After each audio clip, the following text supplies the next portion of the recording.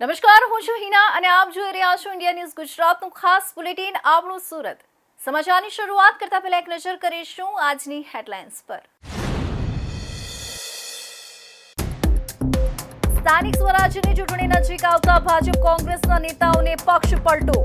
સુરતમાં 12 થી વધુ સક્રિય નેતાઓ અને વર્ષો જૂના અગ્રણીઓને આપમાં આવકાર.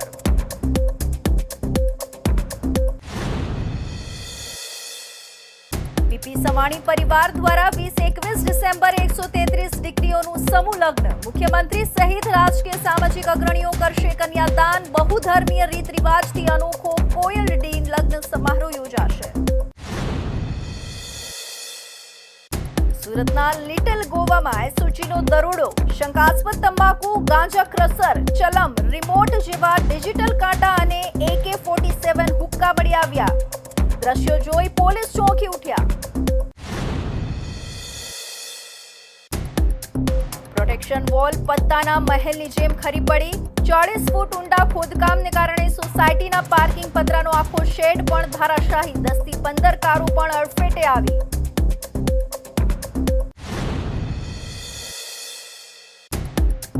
અને તાપીમાં ઠેકડો મારું છું. ભાઈની નજર સામે બહેનની મોતની છલાંગ. માતા બાદ પિતા પણ છોડીને જતા રહેતા આઘાતમાં ધોરણ 12ની વિદ્યાર્થીનીનો આપઘાત. સુસાઇડ નોટ મળી.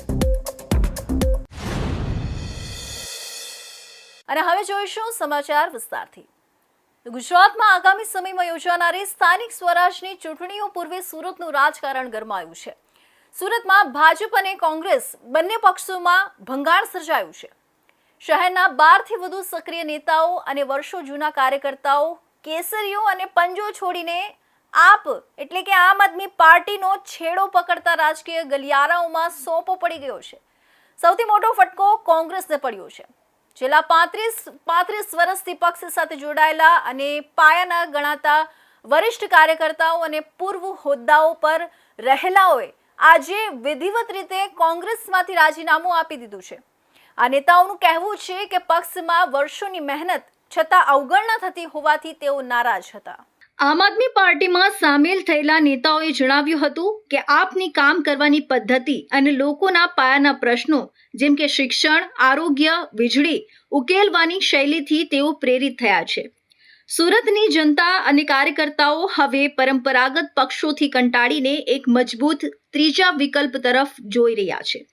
સ્થાનિક સ્વરાજ્યની ચૂંટણીને ધ્યાનમાં રાખીને આમ આદમી પાર્ટીએ સુરતમાં સંગઠન મજબૂત કરવાની કવાયત તેજ કરી છે.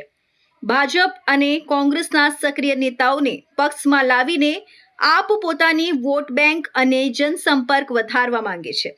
નવા જોડાયેલા કાર્યકર્તાઓ આગામી ચૂંટણીમાં પક્ષ માટે ગેમ ચેન્જર સાબિત થઈ શકે છે.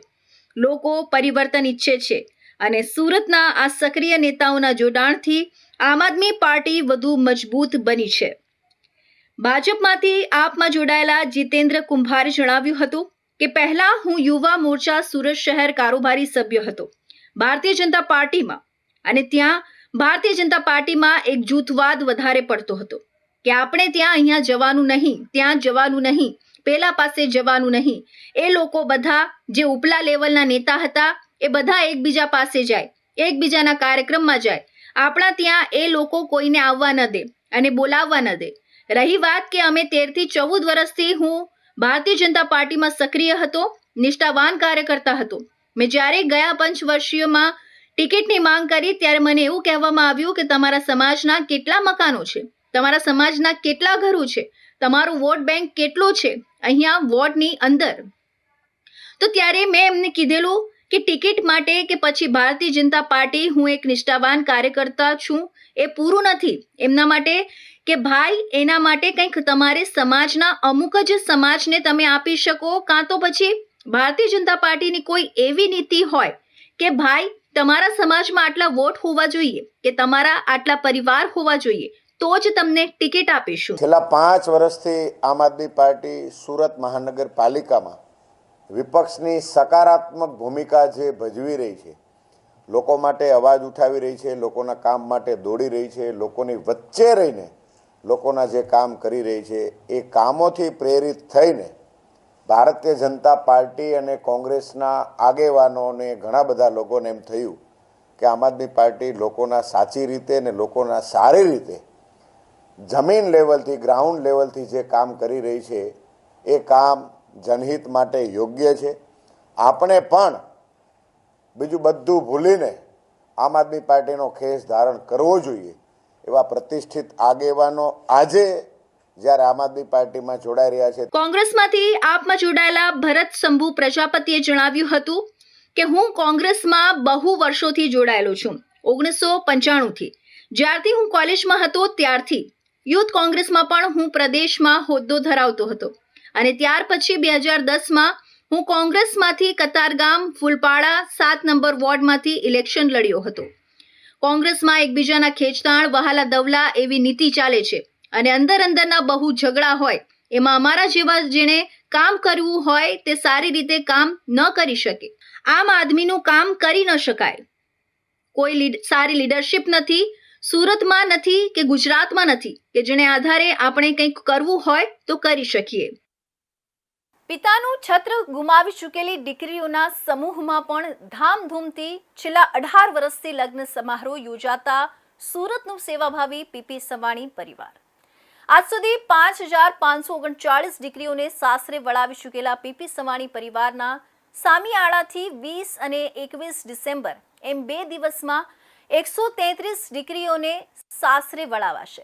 રાજ્યના મુખ્યમંત્રી ભૂપેન્દ્ર પટેલ, નાયબ મુખ્યમંત્રી હર્ષ સંઘવી, પ્રદેશ ભાજપ અધ્યક્ષ જગદીશ વિશ્વકર્મા, કેન્દ્રીય મંત્રી CR પાટીલ, મનસુખ માંડવિયા, નીમુબેન બાંભડિયા સહિત અનેક રાજકીય, સનદી, સામાજિક, ઉદ્યોગ જગતના મહાનુભાવો હાજર રહી પિતાની છત્રછાયા ગુમાવી ચૂકેલી આ દીકરીઓનું કન્યાદાન કરશે. વિવાહ 5 ફેરાનાથી શરૂ કરીને આ વર્ષ કોયલડી નામે યોજાઈ રહેલા લગ્ન સમારોહ અનેક રીતે અનોખો હોય છે. પીપી સવાણી પરિવારના મહેશભાઈ સવાણી અત્યાર સુધીમાં પિતાની છત્રછાયા ગુમાવી ચૂકેલી હજારો દીકરીઓના પાલક પિતા બની ચૂક્યા છે. પીપી સવાણી પરિવાર દ્વારા આજ સુધી લગભગ 5539 દીકરીઓનું કર્યાવર સાથે કન્યાદાન કરવામાં આવ્યું છે. છેલ્લા 18 વર્ષથી અવિરત પ્રજ્વલિત થયેલા આ સેવા યજ્ઞ થકી અનેકને પ્રેરણા મળી છે. પીપી સવાણી પરિવારના લગ્ન સમારોહ જોઈને બીજા અનેક લોકો સંસ્થા રાજ્યમાં અને રાજ્ય બહાર દીકરીઓના કન્યાદાનના સમારોહ યોજતી રહે છે. કોયલટી લગ્ન સમારોહમાં મુસ્લિમ ધર્મની દીકરી નિકાહ વિધિથી તેમજ ખ્રિસ્તી અને હિન્દુ ધર્મની દીકરીઓને પોતપોતાના રીત રસમ સાથે લગ્ન જીવનના પવિત્ર બંધનથી જોડાશે. આ લગ્ન મહોત્સવમાં સવાણી પરિવારના લાડકવાયા દીકરા મિતુલ મોહિત, સ્નેહ, કુંજ, મોનાર્ક જે દીકરીઓના ભાઈઓ નથી તેમને પોતાની સગી બહેનથી વિશેષ સમજી જ્વલંત હોમશે. પીપી સવાણી ટ્રસ્ટ સંચાલિત સેવા સંગઠન આજે 11,000 દીકરી જમાઈઓનો વિશાળ પરિવાર બની ગયું છે. પીપી સવાણી ગ્રુપ દ્વારા આયોજિત કોયલટી લગ્નોત્સવની અંદર આ વખતના 2 પ્રસંગો છે. એક પ્રસંગ લગ્નોત્સવનો છે, બીજો પ્રસંગ મારા ફાધર ઉપર લખાયેલી બુક ડૉક્ટર શૈલેષભાઈ સકપરિયા લિખિત આરોહણ, ડૉક્ટર જીતેન્દ્ર અઢિયા લિખિત પ્રેરણામૂર્તિ અને દીકરીઓએ મને લખેલા પત્ર કોયલડી, આ 3 બુકોનું પણ વિમોચન છે. કોયલડી લગ્નોત્સવની અંદર 133 દીકરીઓના લગ્ન પૈકી 23 દીકરીઓના લગ્ન ગારિયાધાર તાલુકાના મેકડા ગામ મુકામે સંપૂર્ણ થયેલા છે. સુરતના આંગણે 111 દીકરીઓ, 39 જ્ઞાતિઓ, મુસ્લિમ, ક્રિશ્ચિયન અને હિન્દુ દીકરીઓ, અલગ અલગ જ્ઞાતિની, ધર્મની અલગ અલગ દીકરીઓ, ગુજરાત રાજ્યની, રાજસ્થાનની, મહારાષ્ટ્રની, યુપીની અને બિહારની દીકરીઓ સહિત 111 દીકરીઓના લગ્ન. પીપી સવાણી પરિવારના આંગણે લગ્ન કરનારી દરેક દીકરીને દર વર્ષે લગ્ન પછી કુલ્લુ મનાલી હનીમૂન માટે મોકલે છે. આ કાર્યમાં ફારૂકભાઈ પટેલનું કેપી ગ્રુપ પણ સહયોગી બન્યું છે. દરેક દીકરી જમાઈ સાથે સમૂહમાં હનીમૂન ઉપર જાય છે એની પાછળ ચોક્કસ વિચાર રહેલો છે. વિભિન્ન ધર્મ અને જ્ઞાતિના દીકરી જમાઈ એક સાથે પ્રવાસ કરે, 10 થી 15 દિવસ સાથે ગાળે તો એમને એકબીજાને સમજવાની તક મળે, મિત્રતા અને પરિવારની ભાવના કેળવાય, વિભિન્ન ધર્મ અને જ્ઞાતિ અંગે વિગત મળે અને એના પ્રત્યે સન્માન થાય. એ શુભ ભાવનાથી લગ્ન કરનાર નવ દંપતીને હનીમૂન ઉપર સાથે જ મોકલવામાં આવે છે. કુટુંબ ભાવના જાગે એ માટે લગ્ન પછી દીકરા જમાઈની માતા એટલે કે બંને વેવણને સાથે આ વર્ષે અયોધ્યા, વારાણસી, પ્રયાગરાજ અને સ્વામિનારાયણના છપૈયાની ધાર્મિક યાત્રાએ જશે. તેમજ મુસ્લિમ દીકરી જમાઈ 15 દિવસની ઉમરા મક્કા મદીના હજ માટે પીપી સવાણી અને કેપી ગ્રુપ સંયુક્ત રીતે આ સમગ્ર પ્રવાસનું આયોજન કરશે અને ખર્ચ પણ ઉપાડશે. સુરતમાં છેલ્લા કેટલાક સમયથી ડ્રગ્સની બદીને સંપૂર્ણ ડામી દેવા પોલીસે કાર્યવાહી શરૂ કરી છે, પરંતુ કાયદાની છટકબારી શોધીને શહેરમાં ડ્રગ્સ લેવા માટેના સામાનનો બેરોકટોક વેપલો થતો હોવાનું પણ સામે આવ્યું છે.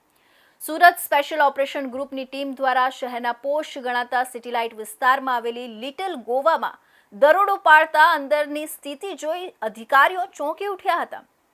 પોલીસ કર્મીઓને ઘટના સ્થળેથી વિદેશી ભાષાના લખાણવાળા તમાકુના શંકાસ્પદ પેકેટ, અલગ અલગ ડિઝાઇનના હુક્કા, ડિજિટલ વજન કાંટા મળી આવ્યા હતા. પોલીસે દુકાનમાંથી શંકાસ્પદ તમાકુનો જથ્થો મળતા એફએસએલની મદદ લેવામાં આવી છે. ગોગો પેપર પર પોલીસની કાર્યવાહી બાદ પોલીસ જ્યારે એક્શન મોડમાં આવી ત્યારે સિટીલાઇટ વિસ્તારમાં આવેલી 3 દુકાનો પર એસઓજીની ટીમે દરોડા પાડ્યા હતા, જેમાં એક દુકાનનું નામ હતું લિટલ ગોવા. નામ પ્રમાણે જ્યારે પોલીસ દુકાનમાં પ્રવેશી ત્યારે તેમને લાગ્યું કે તેઓ સુરતમાં નહીં પણ ગોવાની જાણીતી ક્લબમાં આવી ગયા છે.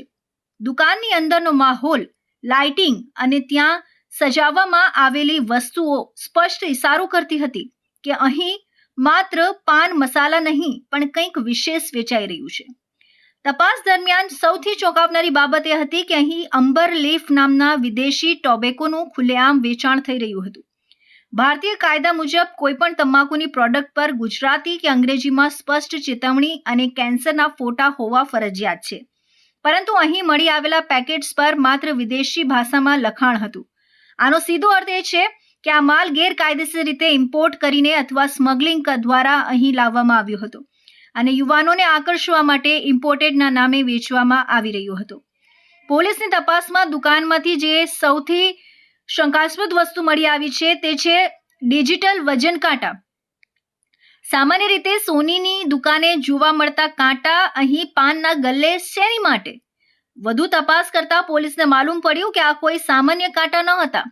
આ વજન કાંટા સાઇઝમાં એકદમ નાના, ટીવી કે કારના રિમોટ જેવા દેખાતા હતા. આટલા નાના અને અત્યંત સેન્સિટિવ કાંટાનો ઉપયોગ સામાન્ય રીતે સોનું તોલવા માટે નહીં, પરંતુ ગાંજા કે ડ્રગ્સ જેવા નશાકારક પદાર્થોનું ગ્રામ અને મિલીગ્રામમાં વજન કરવા માટે થાય છે. દુકાનોના શોકેસમાં કાચની અને અન્ય મટીરિયલની આકર્ષક ડિઝાઇનવાળી ચલમો સજાવેલી હતી. સામાન્ય રીતે સાધુ સંતો જે ચલમનો ઉપયોગ કરે છે તે હવે મોડર્ન અવતારમાં યુવાનોના હાથમાં પહોંચી રહી છે. એટલું જ નહીં, ગાંજાને વાટવા કે ભૂક્કો કરવા માટે ખાસ પ્રકારના ક્રશર મશીન પણ અહીંથી મળી આવ્યા હતા. આ સાધનોની હાજરી જ એ વાતની સાબિતી છે કે ગોગો પેપર તો માત્ર શરૂઆત છે. અંદરખાને આખી ડ્રગ્સ કન્ઝમ્પશન કિટ વેચવામાં આવી રહી હતી. દુકાનમાંથી હુક્કાઓનો જથ્થો પણ મળી આવ્યો હતો, જેમાં સાદા કાચના હુક્કાથી લઈને ઇલેક્ટ્રિક હુક્કા અને ખાસ કરીને AK-47 રાઇફલની ડિઝાઇનવાળા હુક્કા જોઈને સૌ ચોંકી ગયા હતા. યુવાનોમાં હિંસા અને નશાનું મિશ્રણ કરીને એક અલગ જ સ્વેગ ઊભો કરવા માટે આવી પ્રોડક્ટ્સ વેચવામાં આવી રહી હતી. અલગ અલગ ફ્લેવરના હુક્કાના મસાલા પણ મોટી માત્રામાં જપ્ત કરવામાં આવ્યા છે. ડાયમંડ સિટીમાં કન્સ્ટ્રક્શન સાઇટ પરની બેદરકારીના કારણે ગંભીર અકસ્માતોની હારમાળા અટકવાનું નામ નથી લઈ રહી. સુરતના પોશ ગણાતા અલથાણ વિસ્તારમાં આવેલી શિવ રેસિડેન્સીમાં એક મોટી દુર્ઘટના સર્જાઈ હતી. બાજુમાં ચાલી રહેલા રાજલક્ષ્મી ગ્રુપના નિર્માણાધીન પ્રોજેક્ટના 40 ફૂટ ઊંડા ખોદકામને કારણે સોસાયટીના પાર્કિંગ પતરાનો આખો શેડ અને બિલ્ડર દ્વારા બનાવવામાં આવેલી પ્રોટેક્શન વોલ પત્તાના મહેલની જેમ ધારાશાહી થઈ ગઈ હતી, જે સમગ્ર ઘટના મોબાઈલ કેમેરામાં કેદ થઈ હતી. સોસાયટીના રહીશો દ્વારા લેવામાં આવેલા લાઈવ વિડીયોમાં સમગ્ર ઘટના દ્રશ્યોમાં કેદ થયા છે, જે રૂવાડા ઊભા કરી દે તેવા છે. વિડીયોમાં સ્પષ્ટ જોઈ શકાય છે કે કેવી રીતે જમીન ધીમે ધીમે ખસવા લાગે છે અને જોતજોતામાં લોખંડનો વિશાળ શેડ અને મજબૂત દિવાલ 40 ફૂટ ઊંડા ખાડામાં ખાબકે છે. આ સમયે થયેલા પ્રચંડ ધડાકાથી આખી સોસાયટી ધ્રુજી ઉઠી હતી. લોકોમાં એવો ફફડાટ ફેલાયો હતો કે જાણે ભૂકંપ આવ્યો હોય. સ્થાનિક રહીશ પાર્થ પટેલે જણાવ્યું હતું કે આ ઘટના અચાનક નથી બની. બપોરથી જ દિવાલ નમી રહી હોવાનું જણાતું હતું. બિલ્ડર પણ સાઇટ પર આવ્યા હતા, પરંતુ યોગ્ય પગલાં લેવાયા નહીં. બિલ્ડર દ્વારા જમીનમાંથી પાણી કાઢવા માટે 20 જેટલી પાઇપો મૂકવામાં આવી હતી, જેના કારણે ખૂણાની જમીન સાવ પોચી થઈ ગઈ હતી. રાત્રે 11 વાગ્યાની આસપાસ જ્યારે જોખમ વધતું દેખાયું ત્યારે રહીશોએ સતર્કતા વાપરીને તાત્કાલિક પોતાની ગાડીઓ ત્યાંથી હટાવવાનું શરૂ કર્યું હતું. લોકોએ સમય સૂચકતા વાપરી ગાડીઓ હટાવી હતી. તેમ છતાં પાર્કિંગમાં પડેલી અંદાજે 10 થી 15 કારો આ કાટમાળની અડફેટે આવી ગઈ હતી. ગાડીઓને ભારે નુકસાન પહોંચ્યું છે. સદનસીબે દિવાલ પડી તે સમયે ત્યાં કોઈ વ્યક્તિ હાજર ન હોવાથી મોટી જાનહાનિ ટળી છે. નહીતર સુરતમાં આજે માતમનો માહોલ હોત. ઘટનાની જાણ થતાં જ અલથાણ પોલીસ સ્ટેશનના પીઆઈ સહિતના ઉચ્ચ અધિકારીઓ અને ભીમરાડ ફાયર બ્રિગેડની ટીમો ઘટના સ્થળે દોડી આવી હતી. સુરત મહાનગરપાલિકાના અધિકારીઓએ પણ મોડી રાત્રે જ સાઇટની મુલાકાત લઈ તપાસના ચક્રો ગતિમાન કર્યા છે.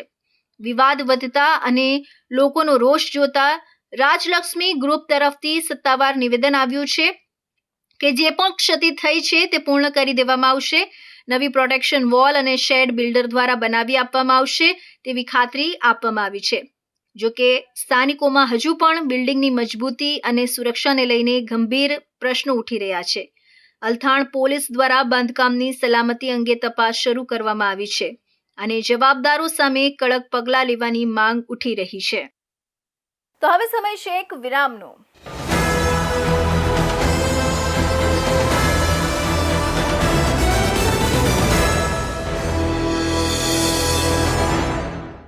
મુદ્દાઓ છે દેશના,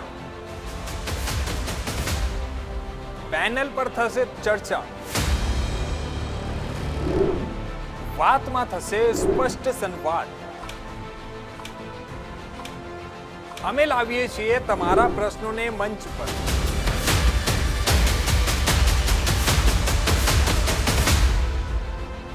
કેમ કે સમસ્યા તમારી, લડત તમારી. જુઓ મારી સાથે ફક્ત इंडिया न्यूज गुजरात पर.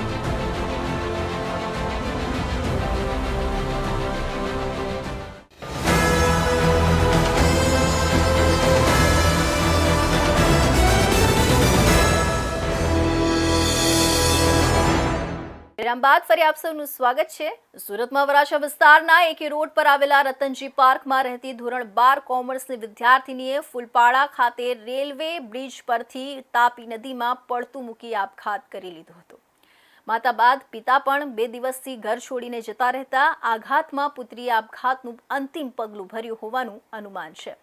આપઘાત કરતા પહેલા વિદ્યાર્થીનીએ સુસાઇડ નોટ પણ લખી છે, જેમાં તેણીએ લખ્યું હતું કે હું તાપી નદીમાં ઠેકડો મારું છું.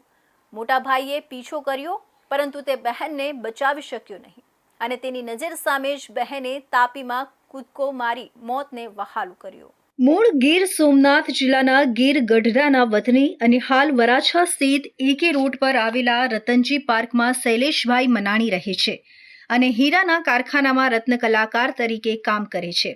તેમને સંતાનમાં એક પુત્ર ધ્રુવિન અને એક પુત્રી દ્રષ્ટિ છે.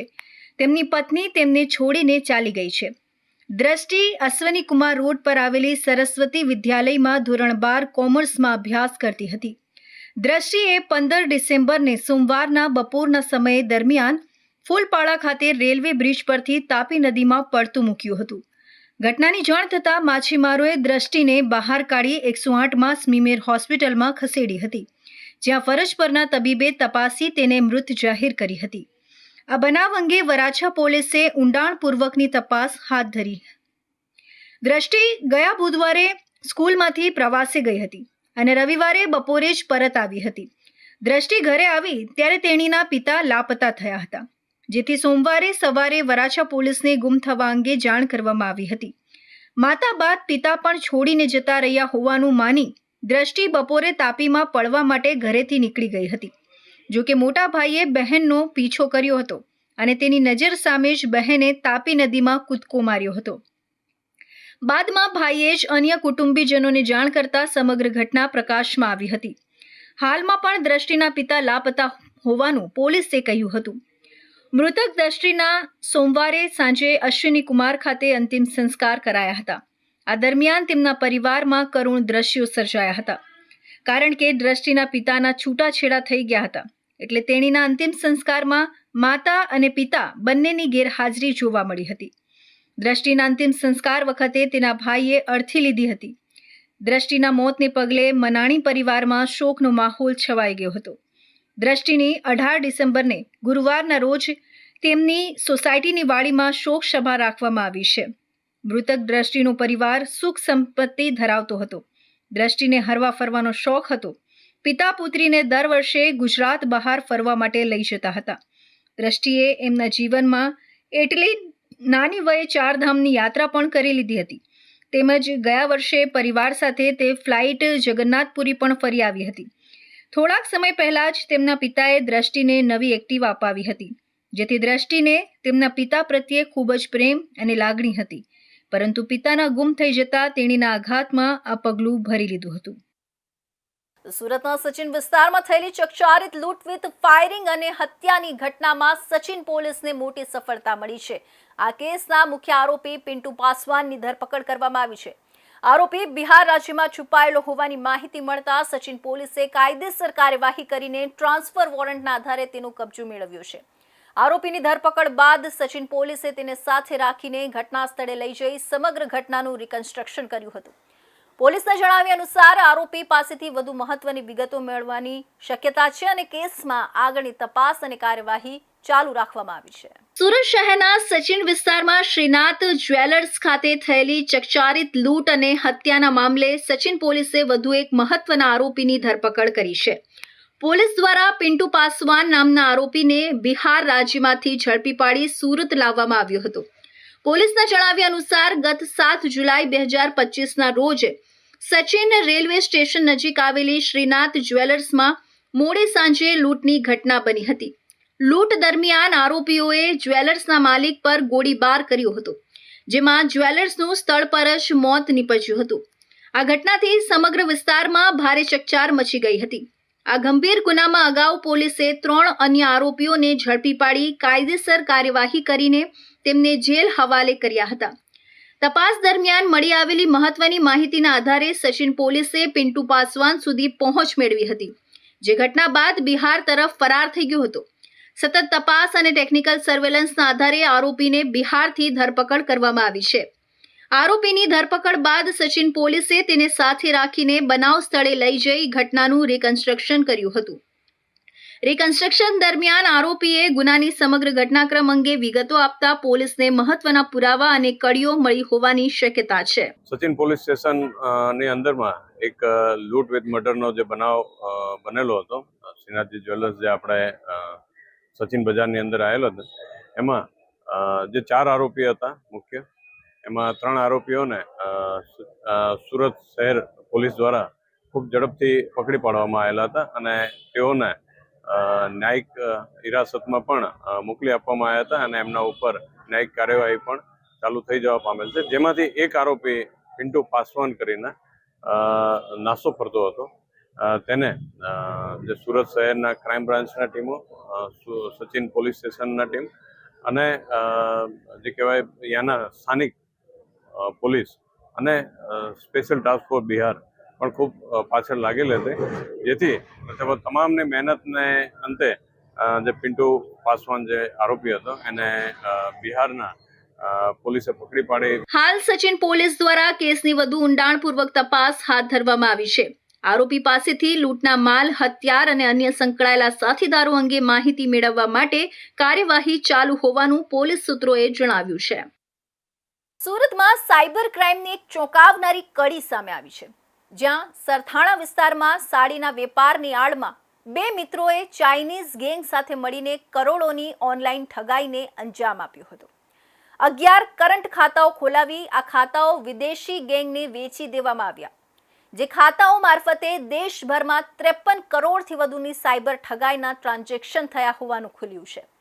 સાયબર ક્રાઇમ પોલીસે ટેકનિકલ સર્વેલન્સના આધારે બંને આરોપીઓને ઝડપી લીધા છે. સરથાણામાં ભાડેથી દુકાન લઈ તેમાં સાડીનો ધંધો બતાવી 2 મિત્રોએ બેંકમાંથી 11 કરંટ ખાતાઓ ખોલાવ્યા હતા. પછી આ કરંટ ખાતા ચાઇનીઝ ગેંગને લાખોની રકમ લઈ વેચી દીધા હતા. ચાઇનીઝ ગેંગે આ ખાતાનો ઓનલાઈન સાયબર ફ્રોડમાં ઉપયોગ કરી 53 કરોડના ટ્રાન્ઝેક્શનો કર્યા હતા. આ બાબતે NCCRPના પોર્ટલ પર અલગ અલગ રાજ્યોમાં 57 ફરિયાદો ચીટિંગની થયેલી છે. આ ઠગ ટોળકીએ સુરતમાં એક વ્યક્તિને શેર બજારમાં રોકાણના નામે 30 લાખની રકમ પડાવી હતી. 30 લાખની રકમમાંથી 20 લાખની રકમ આરોપી ધર્મેશના ખાતામાં જમા થઈ હતી, જેના કારણે સાયબર ક્રાઇમે ટેકનિકલ સર્વેલન્સના આધારે બંનેને દબોચી લીધા છે. પકડાયેલા આરોપીમાં એકનું નામ ધર્મેશ પ્રેમજી ચોપડા અને બીજાનું નામ હિતેશ ભાયાભાઈ ચકલાસિયા છે. 4 mobile, 5 debit card, 7 chequebook, 2 QR code, 3 rubber stamp, રોકડા રૂપિયા 1,35,000 મુદ્દામાલ છે. 11 કરંટ ખાતામાં 53 કરોડ 9 લાખની 57 ફરિયાદો થયેલી છે.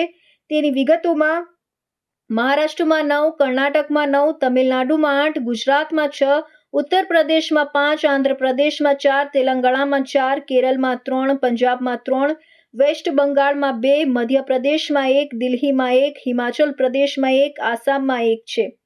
એક કરંટ ખાતા પર ધર્મેશને હિતેશે 1.5 લાખ આપ્યા હતા. ધર્મેશે હિતેશને 5 કરંટ ખાતા આપ્યા હતા, જેમાં તેને 7,50,000ની રકમ હિતેશે આપી હતી, જ્યારે હિતેશ મુંબઈ ખાતે રહેતા યશને કરંટ ખાતા આપી દેતો હતો. 30 લાખનું ઇન્વેસ્ટમેન્ટ ફ્રોડ કરવામાં આવેલ હતો. આ કમ્પ્લેન્ટની નોંધ અમે લોકો તરત જ લઈને પછી ACP Shweta Daniels, PI NR Patel અને પીસી હાર્દિકભાઈ પરમાર આ ત્રણેયની ટીમ મળીને ગણતરીના કલાકોમાં ડિટેક્શન કરી અને 13 તારીખે અમે લોકો ફરિયાદ કરી લીધી અને પછી 14 તારીખ સુધી અમે લોકો આરોપી સુધી પહોંચી ગયા. ટોટલ બે આરોપી છે અને આ જે ગુના છે એમને એમો એવી રીતનું છે કે એ લોકો વોટ્સએપ ઉપર એક ગ્રુપ બનાવીને લોભ લાલચ આપી ફરિયાદીને કે તમે જો સ્ટોક માર્કેટમાં ઇન્વેસ્ટ કરો તો તમને વધારો નફો મળશે. તો આ મુજબ લોભ લાલચ જ્યારે આપી તો ફરિયાદીએ અગાઉ થોડુંક ઇન્વેસ્ટમેન્ટ કરી પછી એમને જ્યારે વિડ્રોવલ માટે પૂછ્યું તો 3 લાખ સુધીનું વિડ્રોવલ સામેવાળાએ કરી દીધું. તો એમને વિશ્વાસ થઈ ગયો કે ખરેખર સાચી હશે અને પછી આગળ એમને ઇન્વેસ્ટમેન્ટ કરવા ના દીધી અને એને વધુ ઇન્વેસ્ટમેન્ટ પણ કરી નાખી અને વિડ્રોવલ નહીં થતી તો એમને ખબર પડી કે મારી સાથે ખરેખર છેતરપિંડી થઈ ચૂકી છે. એમાં જે 2 અક્યુઝ અત્યાર સુધી અમે લોકોએ ઝડપી પાડ્યું છે. સાયબર ક્રાઇમ પોલીસે ઝડપી પાડેલા આરોપીઓ પાસેથી મોટી માત્રામાં ડિજિટલ અને નાણાકીય પુરાવા મળ્યા છે. આરોપીઓ દ્વારા ચાઇનીઝ એપ્લિકેશન મારફતે કરંટ ખાતાની વિગતો મોકલી વિદેશમાં બેઠેલી ગેંગને સાયબર ફ્રોડ માટે મદદ કરવામાં આવતી હતી. હાલ પોલીસે વધુ લિંક અને ગેંગના અન્ય સભ્યો સુધી પહોંચવા તપાસનો વ્યાપ વધાર્યો છે. આ કેસે ફરી એકવાર સાયબર ફ્રોડ સામે સતર્ક રહેવાની જરૂરિયાતને ઉજાગર કરી છે. દેશને એક તાંતણે બાંધનાર અખંડ ભારતના શિલ્પી એવા સરદાર વલ્લભભાઈ પટેલની 150મી જન્મ જયંતિના ઉજવણીના ભાગરૂપે વિવિધ કાર્યક્રમો ચાલી રહ્યા છે, જેના ઉપલક્ષ્યના તાપી જિલ્લાના Vyara arts and commerce college ખાતે સરદાર પટેલના જીવન ચરિત્રના વિશેષ પાસાઓને આવરી લઈને એક સુંદર નાટક યોજાયું હતું. લોહ પુરુષ સરદાર વલ્લભભાઈ પટેલ દેશની આઝાદીમાં મહત્વની ભૂમિકા ભજવી તેમના જીવન ચરિત્ર પર આધારિત એક નાટક રમતગમત યુવા અને સાંસ્કૃતિક પ્રવૃત્તિઓનો વિભાગ ગાંધીનગર હેઠળની ગુજરાત રાજ્ય સંગીત નાટ્ય એકાદમી દ્વારા વિયારા કોલેજ ખાતે કરવામાં આવ્યું હતું.